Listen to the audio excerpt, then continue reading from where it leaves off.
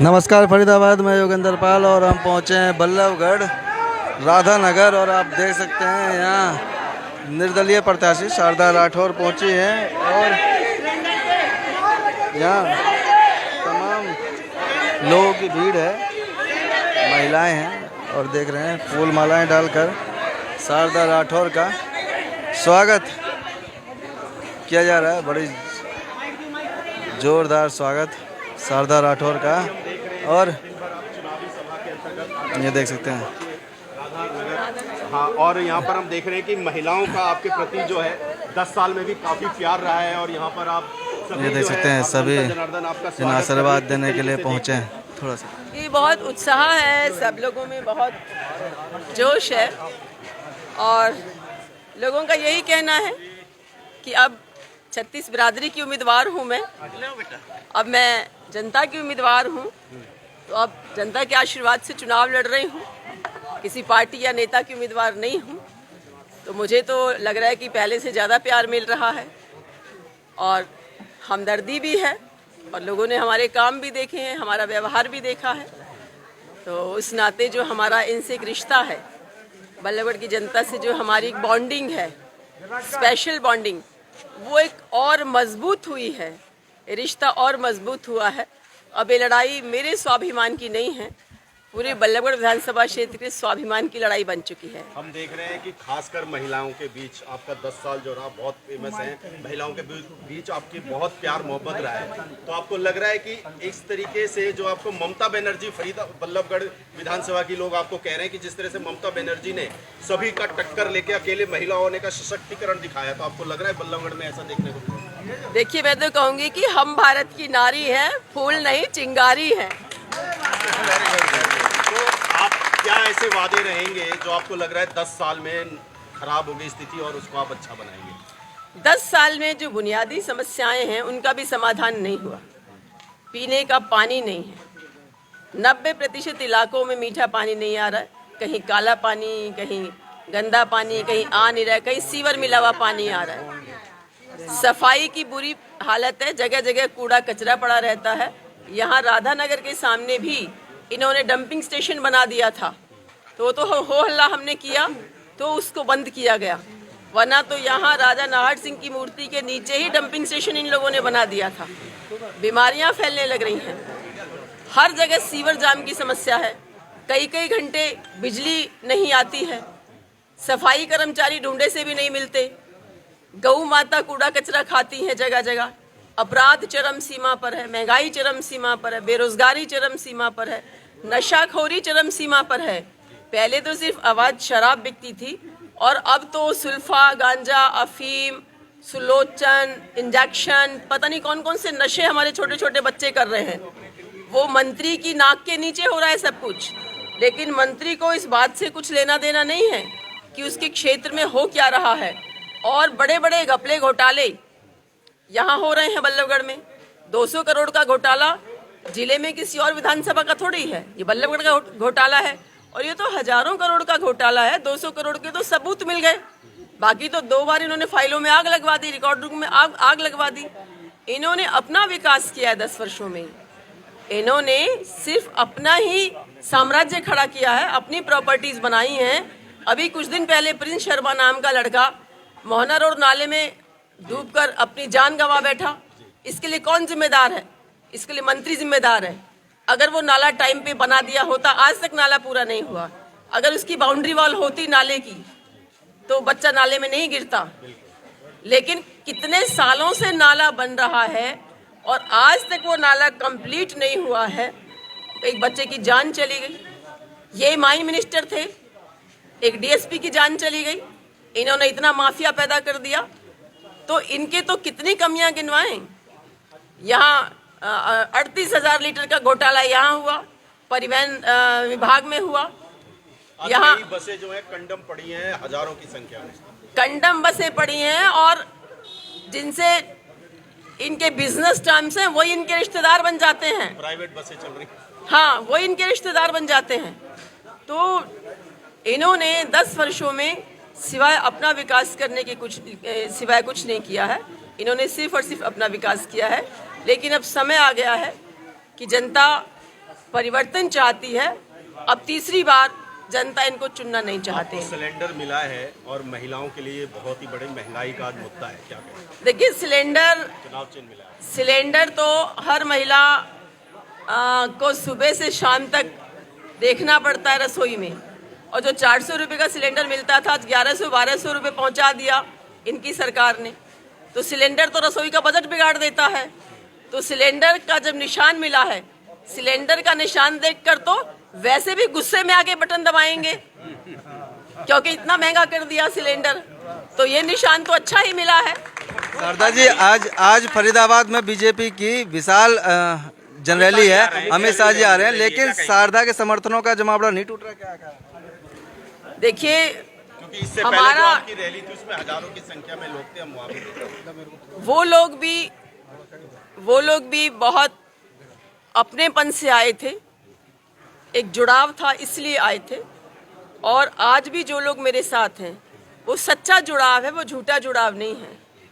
और मैं भी साबित करना चाहती हूँ कि मुझे ये फिर से मौका देंगे तो अब इस पीरियड के बाद दुगनी मेहनत, दुगनी लगन, दुगनी ईमानदारी के साथ काम करूंगी, क्योंकि इनके स्वाभिमान, मेरे स्वाभिमान जुड़े हुए आपस में।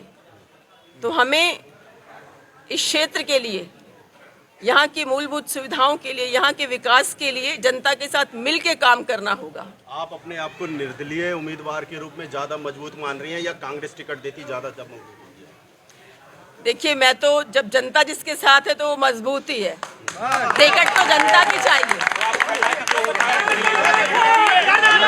आप देख रहे हैं कि किस तरह से शारदा के समर्थनों का जमावड़ा नहीं टूटा। आपको बता दें कि आज फरीदाबाद में बीजेपी की एक विशाल आशीर्वाद जनरैली है, और जहां केंद्रीय गृह मंत्री अमित शाह आ रहे हैं, लेकिन उसके बाद भी जहां कहीं भी ये शारदा राठौर पहुंच रही हैं, वहां सैकड़ों की तादाद में लोग पहुंच रहे हैं, भीड़ पहुंच रही है, लोग इकट्ठे हो रहे हैं, अपना आशीर्वाद दे रहे हैं। और यहाँ भी आप देख सकते हैं लगातार पूरी विधानसभा में, बल्लभगढ़ विधानसभा में शारदा पहुंच रही हैं लोगों के पास, और वहाँ लोगों का प्यार मिल रहा है।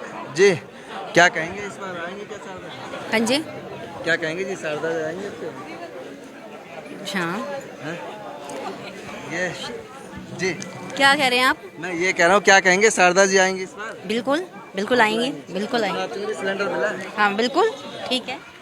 तो ये देख रहे हैं महिलाएं पहुंची हैं, और यहाँ सैकड़ों की तादाद में लोग पहुंचे हुए हैं शारदा के समर्थन में। तो फरीदाबाद लगातार जहाँ जहाँ जनसभाएं हो रही हैं और जहाँ जहाँ पहुंच रही हैं शारदा, वहाँ उनके जो लोग हैं, जो समर्थक हैं, वो पहुंच रहे हैं, इकट्ठे हो रहे हैं। और देख सकते हैं यहाँ भी सैकड़ों की तादाद में, बल्लभगढ़ राधा नगर में सैकड़ों की तादाद में लोग यहाँ मौजूद हैं शारदा को समर्थन देने के लिए। आप लोगों के बीच में आपकी बहन, आपकी बेटी शारदा राठौर आजाद उम्मीदवार के रूप में आपके बीच में है, और इन्हीं चीजों को लेके मेरे बीच में यहाँ के वासिंदे और शहर के बहुत मोजिज गुरुजी, जो गुरुजी के नाम से मशहूर हैं, शास्त्री बालकृष्ण जी से अनुरोध करूंगा कि वो अपनी छोटी बहन के लिए आपसे वोटों की अपील करें। शास्त्री बालकृष्ण जी।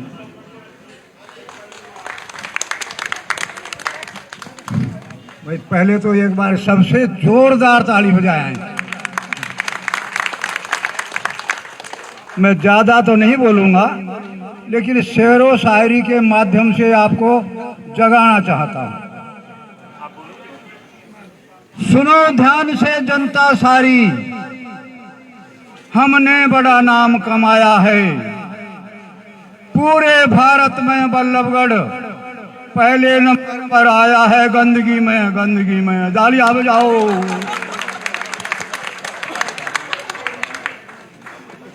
नाम धर्म जाति का लेकर जनता को भड़काते हैं, फूट डालकर जनता में आपस में उन्हें लड़ाते हैं, फिर खाते हैं दूध मलाई बैठ के सारे इफ्तार में, और दूध मलाई जम के खाएं, वोट जनता जाए भाड़ में।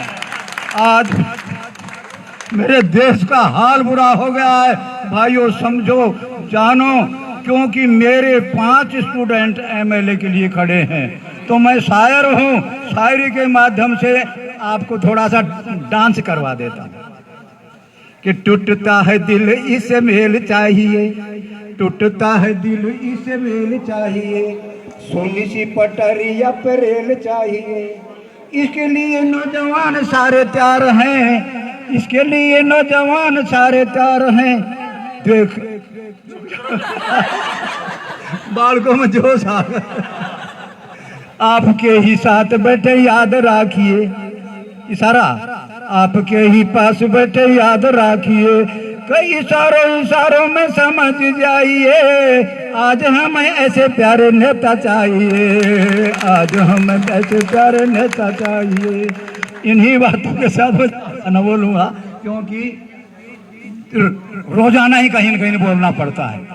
और भाई शायरी, ज़्यादा भाषण देने वाले तो हम हैं ही, लेकिन शायरी से ही निपटा लेते अपना काम। ओम धन्यवाद।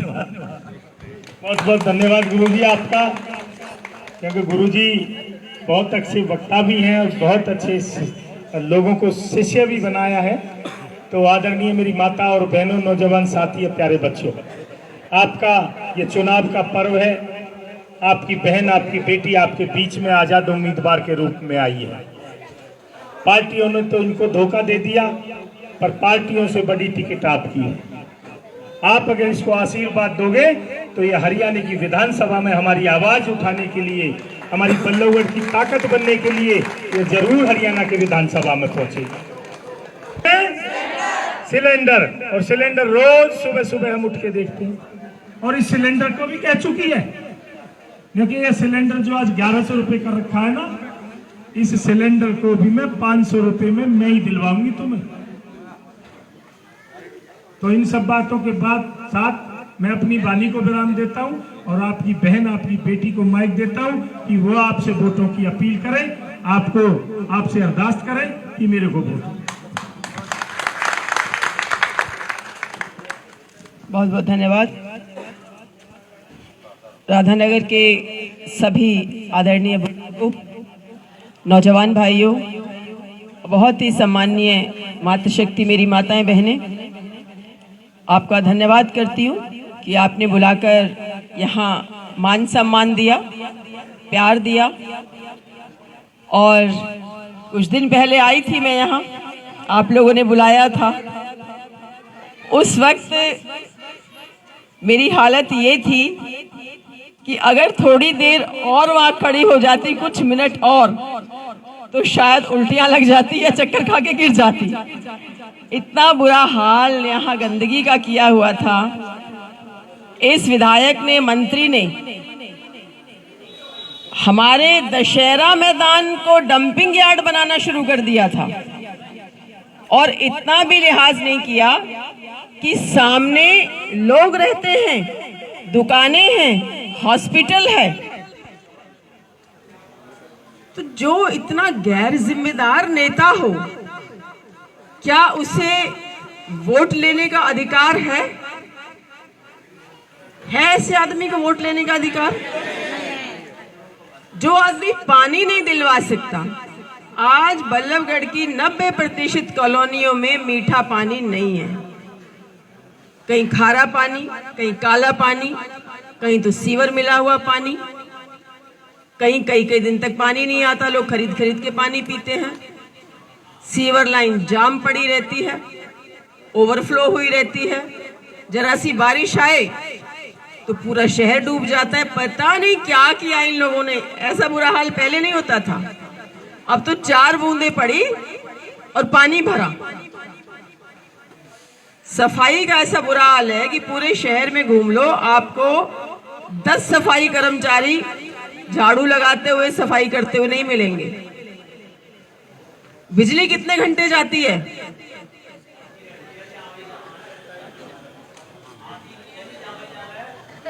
जावे आवे ना है,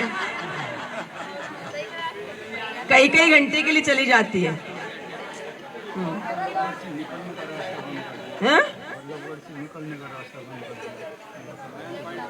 कौन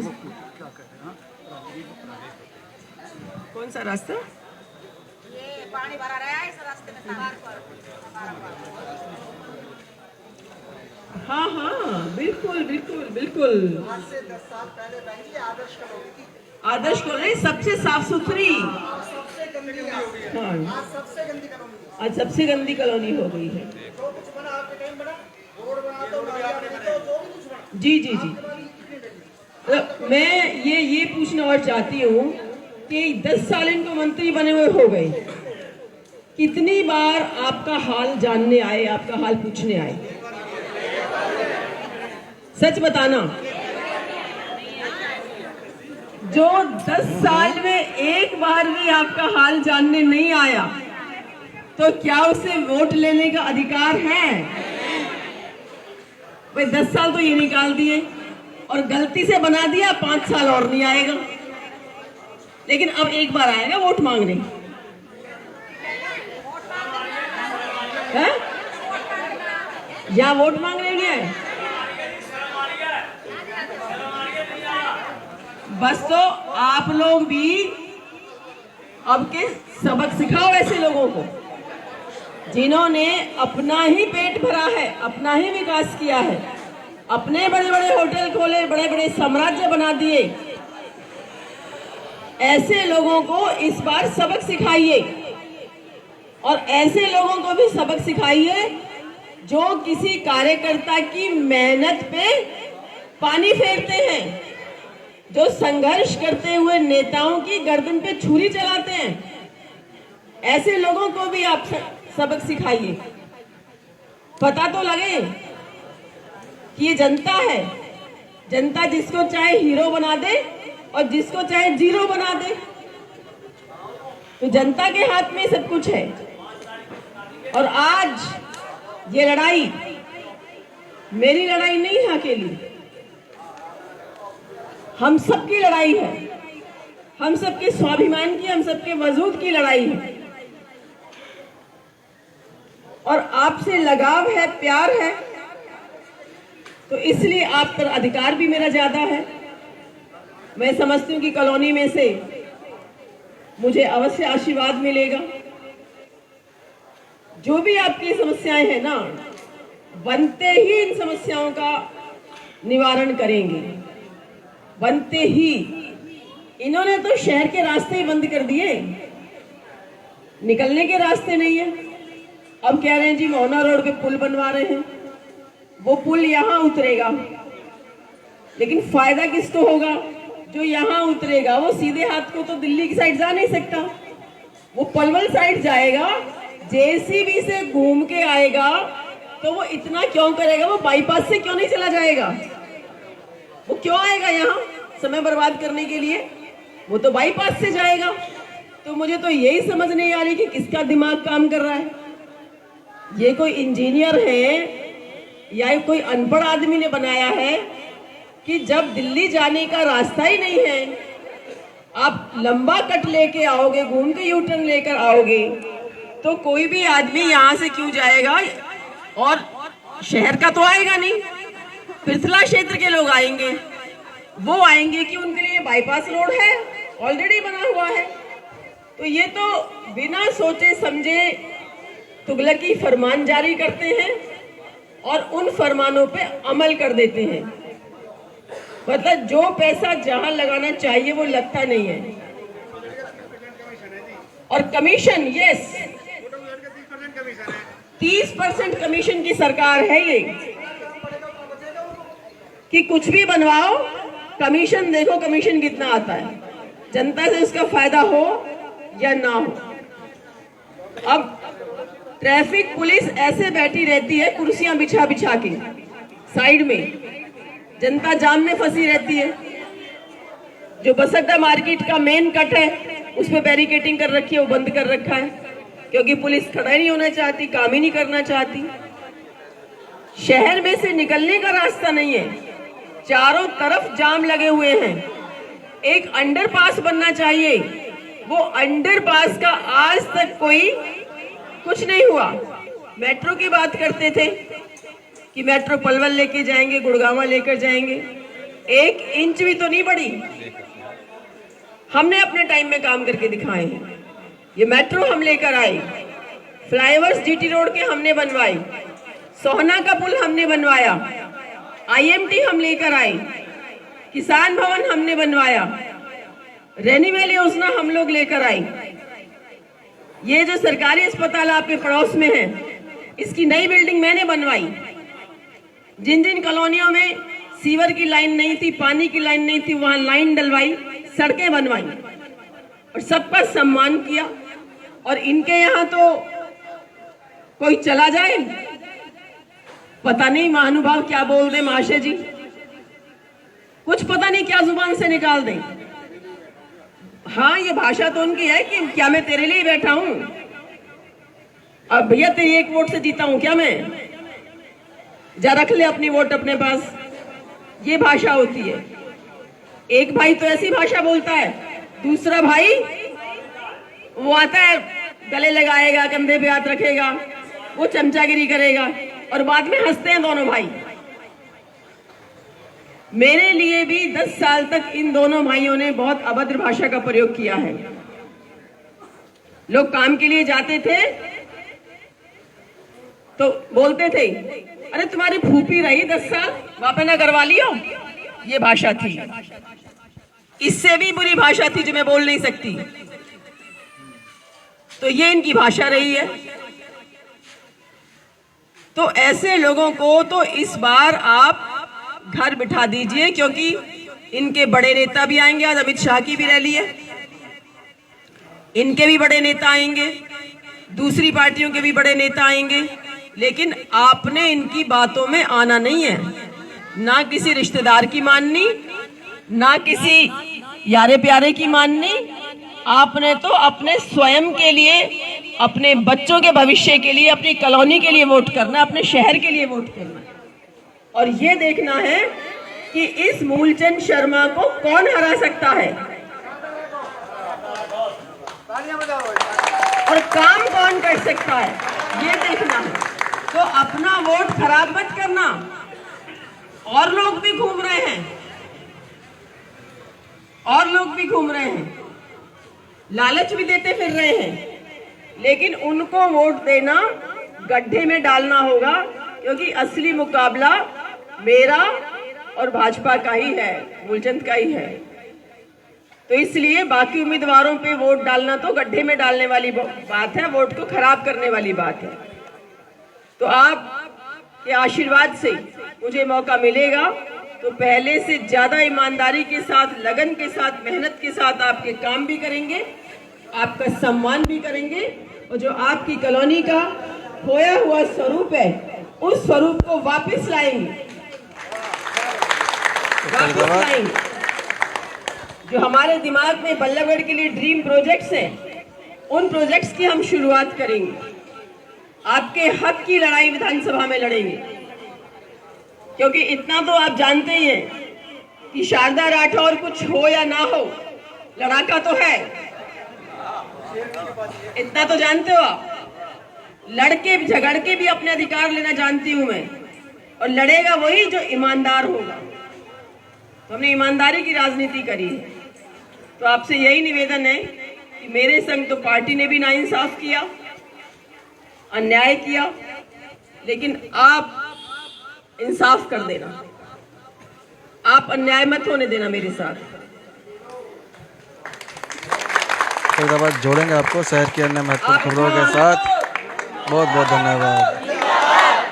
आप अपना आशीर्वाद मुझे देंगे, मुझे वायदा कीजिए कि आप अपना वोट, अपना आशीर्वाद मुझे देंगे और सिलेंडर का बटन दबा के आप मुझे जीत का आशीर्वाद देंगे। ऐसा मुझे जरूर आप आश्वासन दें, ताकि मैं यहाँ से नई ऊर्जा, नई शक्ति लेकर निकलूं इस कॉलोनी से। देंगे आशीर्वाद?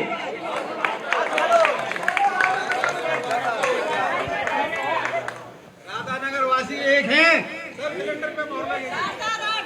ये देखें, आशीर्वाद देते हुए आशीर्वाद दे दिया और हमारी मौसी जिंदाबाद कि शारदा राठौर विजयी होगी बल्लभगढ़ विधानसभा से। तो आप सबका बहुत बहुत जोड़ेंगे धन्यवाद। आपको शहर के अन्य महत्वपूर्ण खबरों जय के हिंद, साथ। जय बहुत बहुत भारत धन्यवाद। और जय राधानगर।